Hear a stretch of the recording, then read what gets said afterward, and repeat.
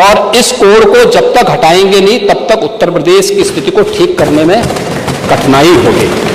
और इसीलिए मैं आपसे कह रहा था, आप तो लोकतंत्र सेनानी हैं, मैं आपकी उम्र का सम्मान करता हूं, आपकी सहजता सरलता का भी सम्मान करता हूं और हमेशा आपको सम्मान भी देता रहा हूं। इसलिए भी क्योंकि इस माननीय सदन के देश के सबसे बड़ी विधानसभा के स्पीकर के रूप में एक शानदार काम आपने किया। एक जनप्रतिनिधि के रूप में एक लंबे समय में संघर्षशील जीवन, एक सामान्य परिवार से उभर करके आप आगे बढ़े और इसलिए कभी कभी सही बात बोलने की हिम्मत भी कर पाते हैं। लेकिन आपने लोकतंत्र सेनानी कहा अपने आप को, मुझे बहुत अच्छा लगा। लेकिन जिस लोकतंत्र का गला घोंटने का काम कांग्रेस ने किया था, आज उसी के साथ आप मिलकर के क्या काम कर रहे हैं और क्या करते रहे, क्या करते रहे आप लोग। तो हमारे बजट पर, हमारी सप्लीमेंट्री डिमांड पर आपने उंगली उठाई। मैं पूछना चाहता हूं, मुझे आप लोगों की बातों पर पंचतंत्र की कथा याद आती है, आपने सुनी होगी। 4 ठग थे, एक किसान एक बकरी लेकर के जा रहा था, तो चारों ठगों ने कहा कि इस किसान से बकरी कैसे ली जाए। तो हो सकता है कि उनको थोड़ा लोक लाज रही हो, तो उन्होंने कहा चलो छीन तो नहीं सब पाएंगे, तो एक काम करते हैं, चारों अलग अलग जगह खड़े हो जाते हैं और अलग जगह खड़े होकर के हम लोग ये बोले कि भाई ये कुत्ते का बच्चा कहां लेके जा रहा है। तो एक वो किसान बेचारा अपनी बकरी के बच्चे को कंधे में रख करके लेके जा रहा है, तो पहले ठग के पास से गुजरता तो बोलता, अरे काका ये सब क्या ले जा रहा है, ये कुत्ते के बच्चे को अपने कंधे में लेके क्या जा रहा है। किसान बोलता, अरे धूर्त कहीं के, ये कुत्ते का बच्चा नहीं बकरी का बच्चा है। वो हंसते हुए चुप हो जाता है। आगे अगले चौराहे पे जाता दूसरा ठग, अरे काका ये कुत्ते का बच्चा आप कहां लेके जा रहे हैं। वो बोलता है, उसको भी डांटता, अरे पागल हो गए क्या, अरे कुत्ते का बच्चा नहीं बकरी का बच्चा है। अगले आगे बढ़ता है, फिर तीसरा ठग मिल जाता है, वह भी फिर यही बात उसको बोलता है। चौथे ठग ने भी कहा तो किसान को विश्वास हो गया, उसको लगा कि भोला भाला किसान, अन्नदाता किसान, मेहनती किसान, उसको विश्वास हो गया यार एक व्यक्ति झूठ बोलेगा, लगता है कि मेरी दृष्टि दोष ही मुझे हो गया है, लगता है ये कुत्ते का बच्चा ही, उसने फेंक दिया उसको। चारों ठगों का काम पूरा हो गया और चुनाव में खटाखट 1 लाख का बॉन्ड, 1 लाख का बॉन्ड कहां गया, कहां गया 1 लाख का बॉन्ड,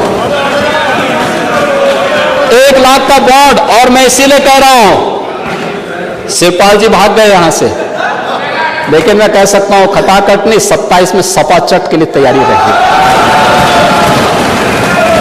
27 में सपा चट। 1 लाख बॉन्ड के लिए हम लोग भी मांगेंगे हिसाब, 1 लाख का बॉन्ड कहां गया। और मैं तो आप सबसे कहूंगा, एक बार जाइए जनता जनार्दन के सामने, पूछिए उनको कि भाई 1 लाख का हिसाब मांगे इन लोगों से, पैसा गया कहां, कौन खा गया, खाने वाले लोग कौन है 1 लाख का। दूसरा संविधान का गला घोंटने वाले लोग कौन थे, और कहते हैं कि मोदी जी तीसरी बार आएंगे तो संविधान समाप्त कर देंगे। मोदी जी तो 10 वर्षों से हैं। बाबा साहब भीमराव अंबेडकर जी का जितना सम्मान मोदी जी ने किया, पंच तीर्थों का निर्माण किया, बाबा साहब भीमराव अंबेडकर के जन्म स्थल मऊ मध्य प्रदेश में भव्य स्मारक का निर्माण किया, बाबा साहब भीमराव अंबेडकर से जुड़े हुए जहां उन्होंने अपने उच्च शिक्षा अर्जित की थी, इंग्लैंड की उस मकान को खरीद करके अनुसूचित जाति के बच्चों के लिए हायर एजुकेशन के लिए स्कॉलरशिप की व्यवस्था की और उसके लिए इंडिया हाउस के रूप में उसे स्थापित करके इसको बाबा साहब भीमराव अंबेडकर का एक स्मारक इंग्लैंड में भी बनवाया और स्कॉलरशिप की व्यवस्था की। ये मोदी जी के कारण हुआ। बाबा साहब भीमराव अंबेडकर ने अपना सार्वजनिक जीवन दिल्ली के अंदर जिस मकान में रह के किया था, उससे बाबा साहब भीमराव अंबेडकर का स्मारक बनाने का काम मोदी जी ने किया। बाबा साहब भीमराव अंबेडकर ने सामाजिक व्यवस्था के खिलाफ बौद्ध धर्म यानी दीक्षा जहां नागपुर में जिस स्थल पर ली थी उसे भव्य स्मारक बनाने का काम मोदी जी ने किया। बाबा साहब भीमराव अंबेडकर की चैत्य भूमि मुंबई को भव्य स्मारक के रूप में स्थापित करने का काम मोदी जी ने और भारतीय जनता पार्टी की महाराष्ट्र की सरकार ने किया। मोदी जी को आप यहां पे मोदी जी के बारे में गलत सूचनाएं देते रहे और बाबा साहब भीमराव अंबेडकर को हराने वाली कांग्रेस आज जनता को गुमराह करने में सफल हो गई है। वही पंचतंत्र की कथा मुझे याद आ गई। आरक्षण समाप्त कर देंगे। आरक्षण मैंने तो आपके सामने एक झलक प्रस्तुत की। आपके समय ओबीसी के जितने छात्रों की, समाजवादी पार्टी के समय जितने भी नियुक्तियां हुई हैं, 27% भी उसमें आरक्षण नहीं मिला है। 27% भी किसी भी नौकरी को आप उठा करके देख लीजिए, मैं दावे के साथ कहता हूं 27% भी ओबीसी के छात्रों को नौकरी नहीं मिली। पिक एंड चूज होता था। क्या ये सच नहीं? आज जिस तहसीलों की आप बात कर रहे हैं, यहां पर भतीजा और चाचा की एंड कंपनी वसूली के निकली थी और लेखपालों की तैनाती उस आधार पर हुई थी।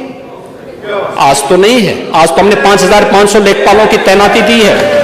एक भी जगह कोई उंगली नहीं उठा सकता, कोई नहीं उठा सकता। जब ये नौजवान जाएंगे एक ट्रांसपेरेंसी आएगी। आप अंतर बोल देना, पढ़िए आप, उसके बाद बोल रहे। हाँ, अब बोलेगा, मैं आपकी बात को सुनूंगा। लेकिन मैं कहने बोलना चाहता हूं कि आप लोग ये पंचतंत्र की कथा को क्यों दोहराने का काम कर रहे हैं? कभी फिर से पूरी नहीं होने वाली है।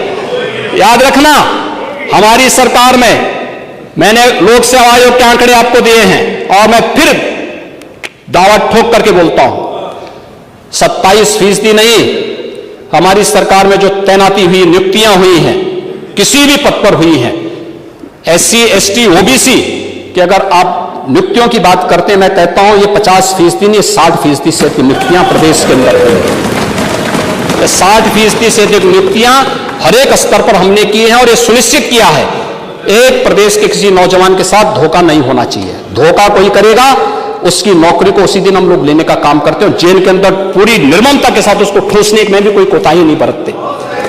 आपको बुलडोजर से डर लगता है, लेकिन ये निर्दोष के लिए नहीं है, उन्हीं अपराधियों के लिए है जो प्रदेश के नौजवानों के भविष्य के साथ खिलवाड़ करते हैं, जो प्रदेश के व्यापारी और बेटी की सुरक्षा में सेंध लगाने का काम करते हैं, जो प्रदेश के अंदर अराजकता पैदा करके सामान्य लोगों का जीना हराम करते हैं। मेरा दायित्व तो बनता, मैं यहां नौकरी करने नहीं आया हूं, कतई नहीं। मैं यहां पे इस बात के लिए आया हूं कि अगर वो करेगा तो भुगतेगा भी फिर, और इसीलिए मैं यहां पे आया हूं कि हम लोग उससे लड़ेंगे। ये लड़ाई हमारी सामान्य लड़ाई नहीं है, ये प्रतिष्ठा की लड़ाई भी नहीं है। मुझे प्रतिष्ठा प्राप्त करनी होती तो मुझसे से ज्यादा प्रतिष्ठा अपने मठ में मिल जाती है, कोई आवश्यकता नहीं मेरे लिए। लेकिन इस प्रकार के गुमराह भरे तथ्यों को लेकर क्या बातें हैं आप लोग बोलते हैं, इस प्रकार के अनावश्यक बातों की तरफ आप ध्यान आकर आप इस प्रकार की चर्चाएं करते हैं।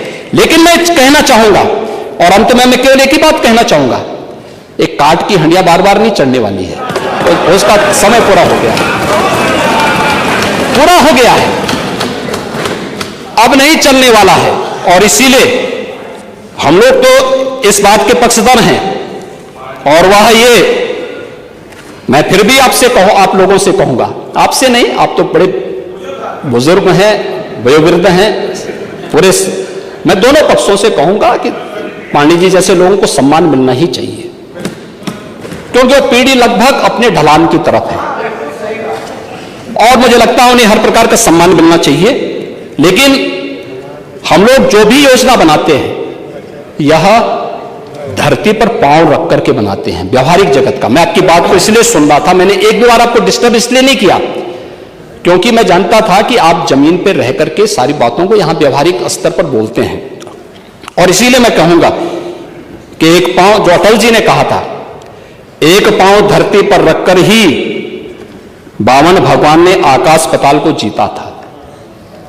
धरती ही धारण धर करती है, कोई इस पर भार न बने, मिथ्या अभिमान से न तने।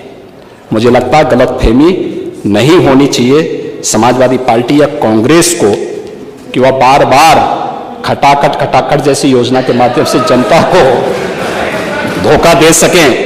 लेकिन मैं आपसे कह सकता हूं, ये सरकार चलेगी, मजबूती के साथ चलेगी, प्रदेश के अंदर ट्रांसफॉर्म करने के अपने अभियान को आगे बढ़ाएगी। प्रदेश के अंदर खिलवाड़ करने की किसी को जरूरत नहीं होगी। और कल की जो गोमती नगर की घटना है, उस घटना में भी हम लोगों ने जवाबदेही तय की है। उसके अपराधियों की सूची भी मेरे पास आई है। ये अपराधी हैं, पहला अपराधी है पवन यादव, दूसरा अपराधी मोहम्मद अरबाज। ये सद्भावना वाले लोग हैं, यानी सद्भावना, अब इनके लिए सद्भावना ट्रेन चलाएंगे, इनके लिए बुलेट ट्रेन चलेगी, चिंता मत करो। और उस बुलेट ट्रेन की तैयारी की जा रही है। और इसीलिए महिला सुरक्षा हमारे लिए सर्वोच्च महत्व रखता है। हमने इस बात को पहले दिन कहा है, कोई खिलवाड़ करेगा तो उसका खामियाजा भुगतेगा। हम लोगों ने इस बारे में हम लोगों ने आश्वस्त किया, एक एक बेटी को, एक एक बहन को हम लोगों ने इस बात के लिए आश्वस्त किया है। और मैं फिर इस बात को कह सकता हूं, इस घटना को हमने गंभीरता से लिया है।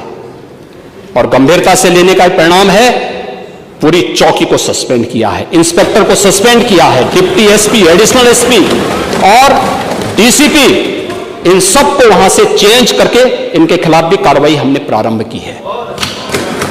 जो भी व्यक्ति प्रदेश के अंदर अराजकता और अव्यवस्था पैदा करने का प्रयास करेगा, मैं फिर कहूंगा, हम सबका सम्मान करेंगे, सबको सुरक्षा देंगे। लेकिन अगर किसी ने अव्यवस्था पैदा करने का प्रयास किया है तो फिर उसका भुक्तभोगी भी उसको बनना ही पड़ेगा।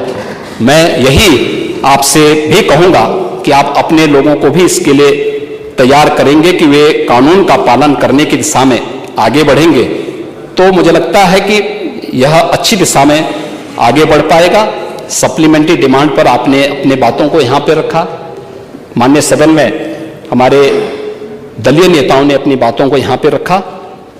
मैं उन सब के प्रति आभारी हूं, माननीय सदन का भी आभारी हूं। बहुत सारी बातें आप लोगों ने कही हैं। हमने खन्ना जी को अधिकृत भी किया है इसके लिए कि भाई देखो खन्ना जी, आप वित्त मंत्री हैं और सदस्यों की बात को वित्तीय ढंग से थोड़ा सोच करके उसको आगे बढ़ा दीजिए। और मुझे लगता है कि होगा, अच्छी दिशा में आगे बढ़ेगा।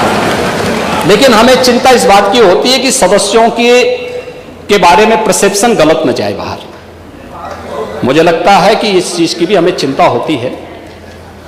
सत्ता पक्ष के विधायक अपने प्रस्ताव समय पे देते हैं तो उन्हें त्वरित आर्थिक विकास से पैसा मिला, और मुझे लगता है विपक्ष के सदस्यों को, खासतौर पर समाजवादी पार्टी के सदस्यों को इसकी फुर्सत नहीं होती कि विकास करा सकते, क्योंकि वहां पे क्षेत्र के विकास के बजाय स्वयं के विकास में ज्यादा ध्यान रहता है, इसलिए वो ज्यादा प्रस्ताव दे नहीं पाते। तो